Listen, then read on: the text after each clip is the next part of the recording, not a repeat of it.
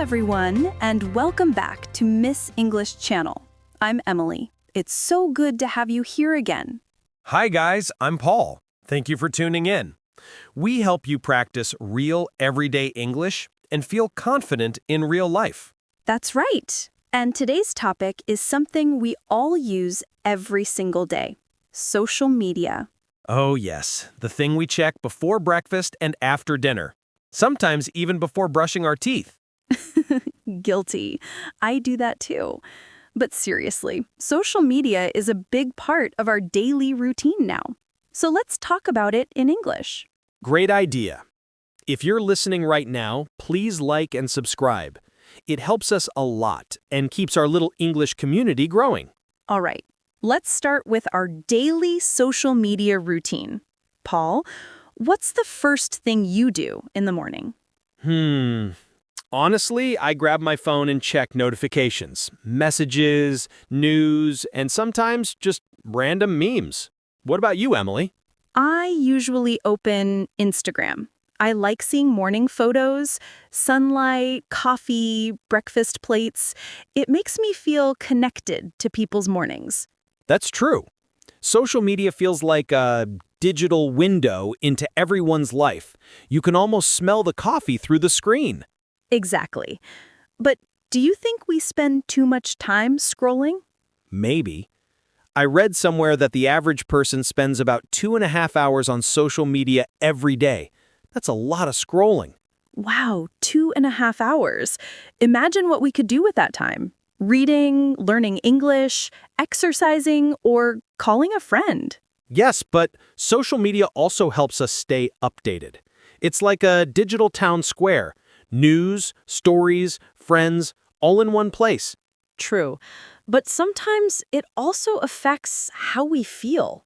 Have you ever noticed that? Definitely. Sometimes I feel happy when I see positive posts, but other times I feel a bit down, especially when people seem to have perfect lives. I get that too. Social media can make us compare our lives with others, even when we know it's just a highlight reel. Yeah, no one posts their bad hair days or boring evenings. It's all smiles and sunsets. But here's something interesting. We can change how we use social media. We can follow accounts that make us feel inspired instead of insecure. Good point. I started following English learning pages. It's like getting a mini lesson every time I scroll. That's great. Listeners, what about you? Do you follow English accounts?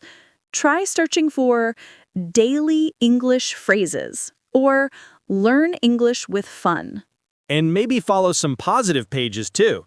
There's one I love. It posts simple quotes like, "You are enough," or "One small step every day." I love those. It's like tiny drops of motivation in your feed. Now, let's talk about sharing our daily life online. Do you post often, Paul? Not really. Maybe once or twice a week. Mostly food photos or travel pictures. What about you? I like sharing moments, but only when I really feel something.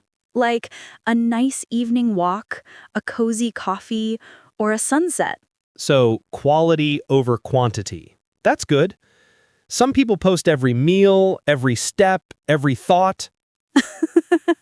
Yes, but sharing can also be meaningful. For example, posting about learning something new can motivate others. Exactly. Once I posted a short English sentence I learned that day. It's never too late to start. Many friends commented they felt encouraged.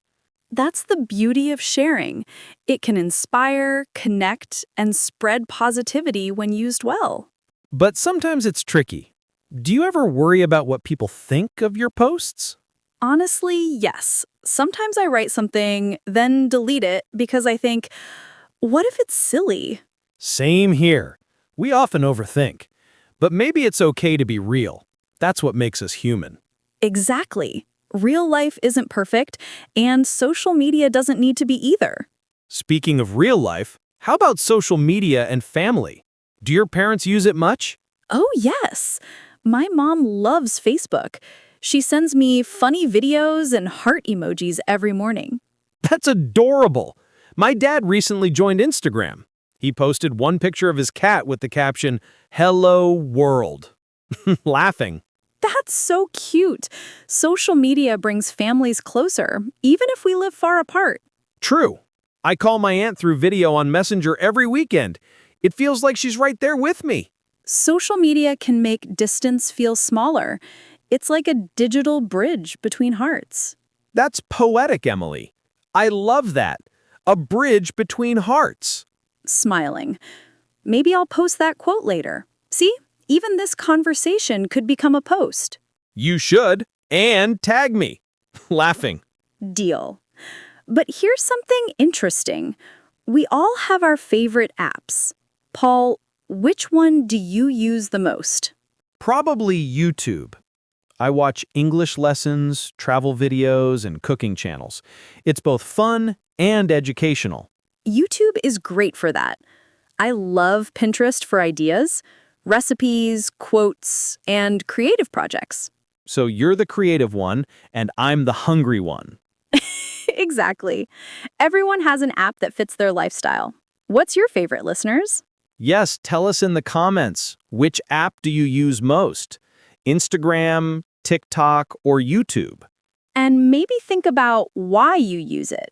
For connection, learning, fun, or just to relax. That's a good question. Because sometimes the way we use social media shapes how we feel each day. Absolutely. Coming up next, we'll talk about the good and bad experiences online, the lessons they teach us. Ooh, that sounds interesting. I have a story to tell about that. I can't wait to hear it.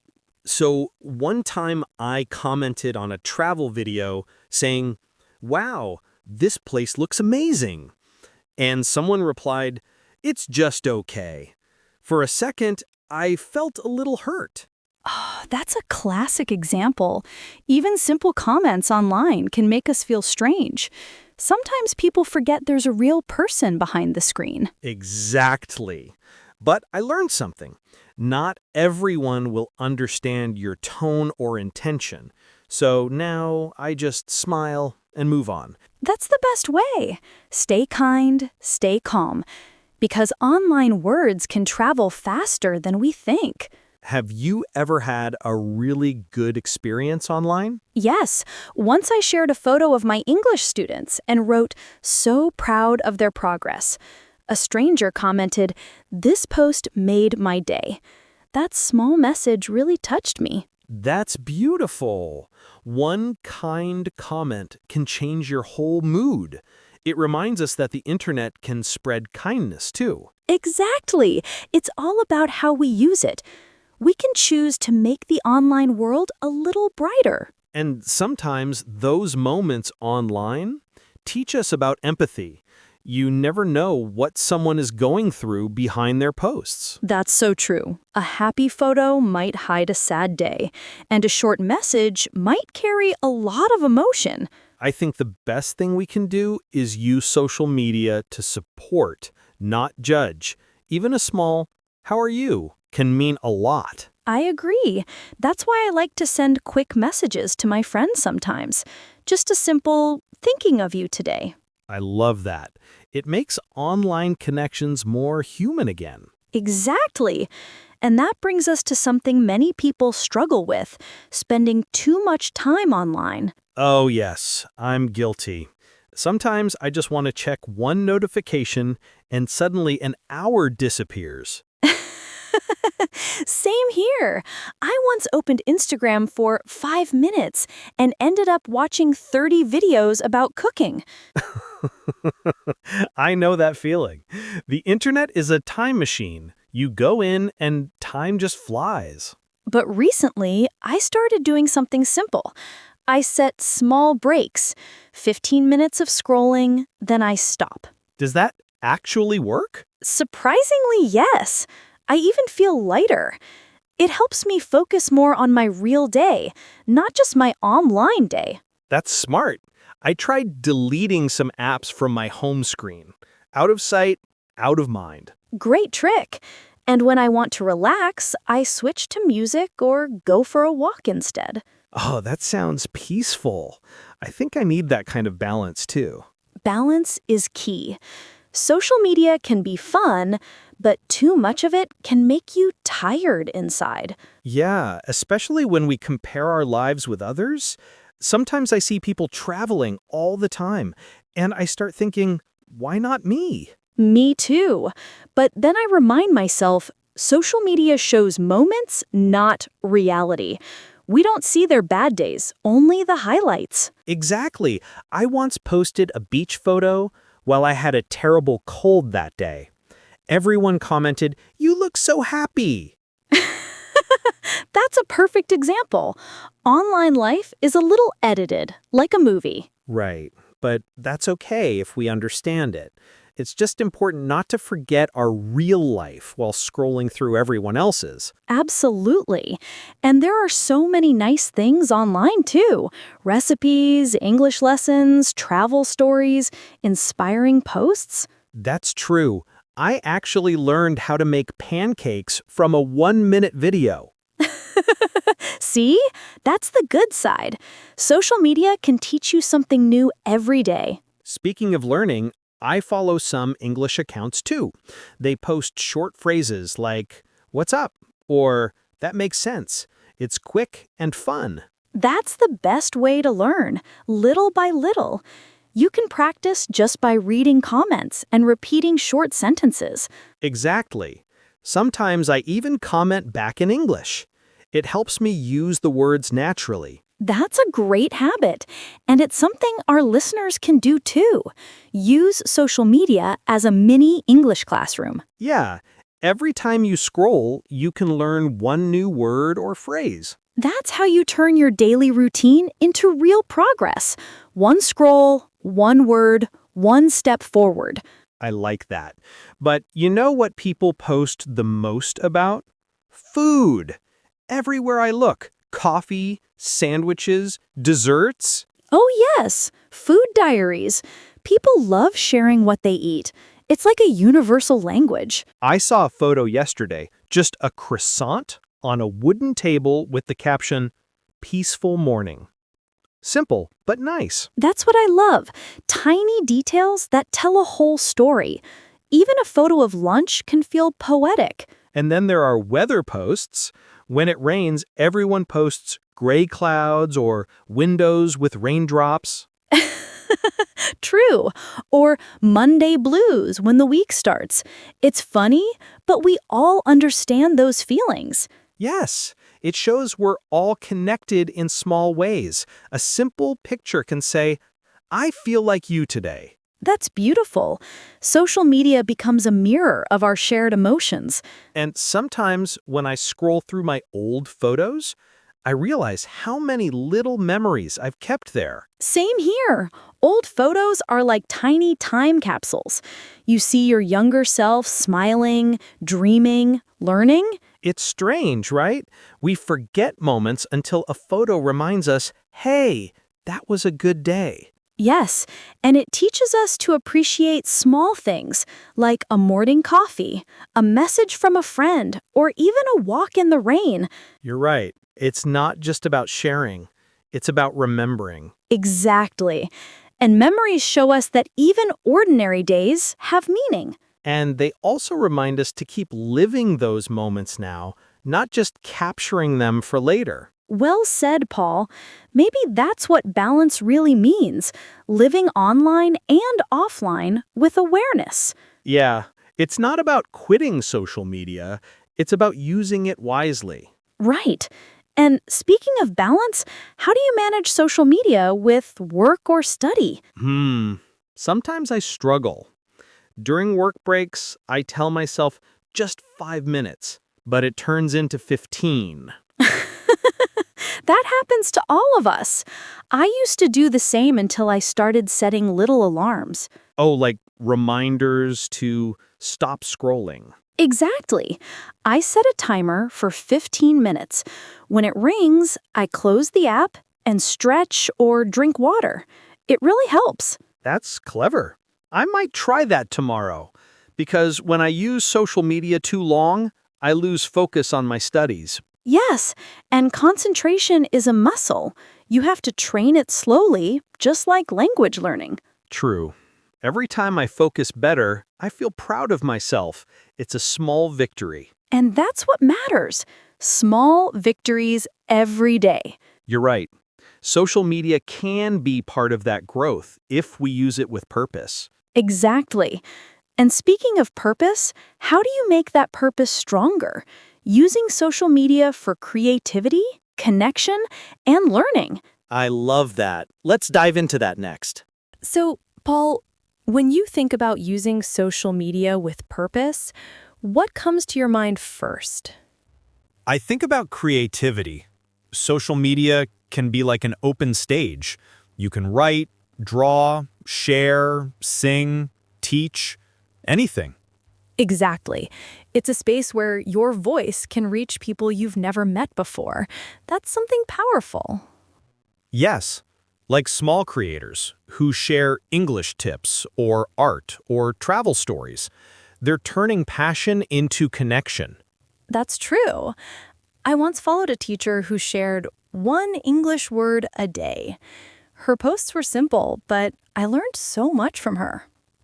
And it's free learning. You just open your feed, and suddenly you're studying without feeling like you're studying. That's the magic of learning online. It feels light, natural, and part of everyday life. I remember one time I learned the phrase, take it easy, from a funny meme. I didn't even realize I was learning English. That's the best kind of learning, when you smile and understand something new at the same time. But it's not always easy. Sometimes social media can feel noisy, too many voices, too many opinions. I know what you mean. It can feel overwhelming, like standing in a busy market with everyone shouting at once. Yes, and that's when I mute or unfollow some pages. It keeps my mind calm. That's smart. You're choosing what kind of energy enters your head. Right. The more positive pages I follow, the better I feel. It's like cleaning your digital room. That's a nice way to say it. Cleaning your digital room. Everyone needs that sometimes. And you know what else helps? Setting an intention before opening an app. Like, I'll watch one English video, or I'll send one kind message. That's a great habit. It gives meaning to your time online. You're not just scrolling, you're growing. That's true. When I follow travel pages, I write small English captions like, I want to visit this place someday. It keeps my motivation high. And it's great writing practice. You're expressing yourself in English while enjoying something you love. Exactly. It's like mixing pleasure with purpose. You know, this reminds me of one of my favorite phrases: progress, not perfection. Oh, that's a good one. It fits so well with social media and learning both. Yes, because sometimes we feel pressure to post perfect photos or speak perfect English. But real progress happens when we practice, not when we hide. That's so true. The first time I posted a video speaking English, I was terrified. I made mistakes, my accent wasn't perfect, but people were so kind. That's amazing. You were brave enough to share. And that's what helps you improve faster. I think many learners fear judgment online, but most people are just happy to see someone trying. Exactly. Courage is contagious. When one person shares honestly, others feel inspired to try too. That's the good side of the internet. It can spread confidence. Yes, and that's why we always say, don't aim for perfect English, aim for real communication. That's right. If people understand your message, that's success already. Speaking of communication, let's talk about how social media connects us with friends and family. Oh, yes. It's funny how sometimes we talk more with distant friends online than with neighbors next door. That's so true. I message my cousin in another country almost every week, but I barely talk to the neighbor across the street. It shows how technology shrinks distance, but sometimes widens real-world space. That's deep, Paul. But it's also beautiful because now we can celebrate birthdays, share moments, and comfort loved ones from far away. I remember when my best friend moved abroad. For months, we stayed connected only through Instagram messages and video calls. It made the distance feel smaller. That's heartwarming. Technology really helps us keep relationships alive. Yes, but sometimes it can also make misunderstandings happen, like when someone doesn't reply for a while. Oh, yes. And then we start thinking, did I say something wrong? Exactly. But then they reply, "Sorry, I was just busy." And we realize it was nothing. That's why we should never take everything online too seriously. Real connection is still built offline through voice, laughter, and time. True, but I think social media is like a bridge. It doesn't replace relationships, but it helps us reach each other faster. Beautifully said. A bridge. That's exactly what it is. You know, my mom sends me heart emojis every morning on Facebook. It's her way of saying good morning. Aw, that's so sweet. My dad always reacts to my posts with a thumbs up, even if it's just a random photo of my shoes. That's adorable. Parents online are the best. They're pure love in emoji form. Yes, and that love reminds us that the simplest online habits can carry deep feelings. Right. It's not about how many followers you have, it's about the few people who truly care. Exactly. The best notifications come from the heart, not the algorithm. Nicely said, Emily. And speaking of algorithms, do you ever feel like your phone knows you too well? Oh, yes, it's scary. I talk about coffee once, and suddenly every ad is about coffee machines. Same here. It feels like my phone listens to my thoughts. That's another reason to take breaks. Even the brain needs silence from the noise of recommendations. Absolutely. And silence helps us remember who we are without the scrolling world around us. That's so true. That's when creativity returns, in quiet moments, not just in notifications. You're right. That's when ideas grow. Maybe social media isn't the problem, it's how we use it. Exactly. The tool itself is neutral. It can distract or inspire depending on our choice. That's the mindset we need. Social media doesn't control us. We control how it shapes our day. Yes, when you use it with awareness, it becomes a friend, not a thief of time. And that awareness can help us learn, connect, and even build better habits online. Absolutely. Up next, let's explore how we can balance all of this work, study, free time, and social media without losing peace of mind. That's a big one, but I'm ready. Let's go there next. So, Paul, let's talk about that balance. How to live well, both online and offline. How do you handle it in your daily life? I try to treat social media like dessert. It's sweet, fun, but not something I need every hour. I first finish my main meal, work, study, exercise, then I enjoy a little scroll. I love that idea. Dessert for the mind. Too much and it makes you tired. Just enough and it makes you smile. Exactly. And sometimes I take full offline days. I turn off my phone, go outside, or meet a friend in person. It feels like breathing fresh air after a long flight. That's so refreshing. I do something similar on weekends. I put my phone away for a few hours and read a book or cook something new. It helps me feel real again. Yes, because real life has smells, sounds, and touch. Things no screen can give. That's true. The sound of rain, the smell of coffee, or just laughter with someone next to you. Those are the things that make life rich. But to be fair, social media has also given us wonderful things.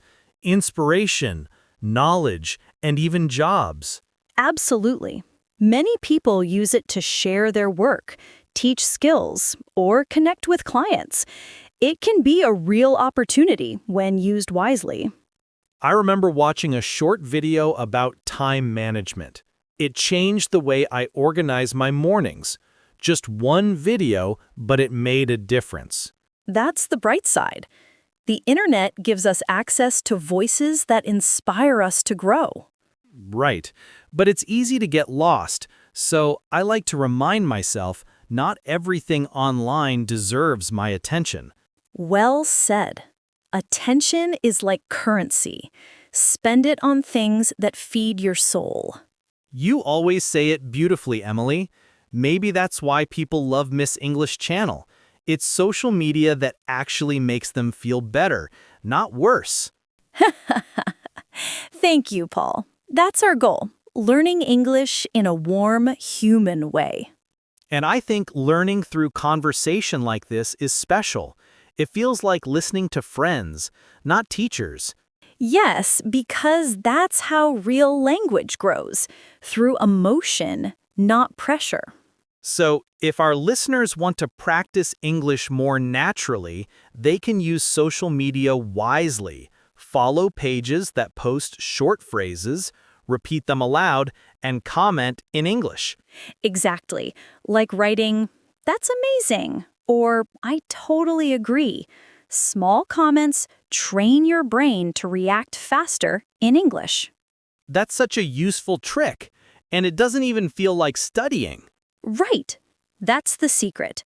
Make learning part of your daily rhythm. Even scrolling can become a small English habit. You know, this makes me think of another phrase.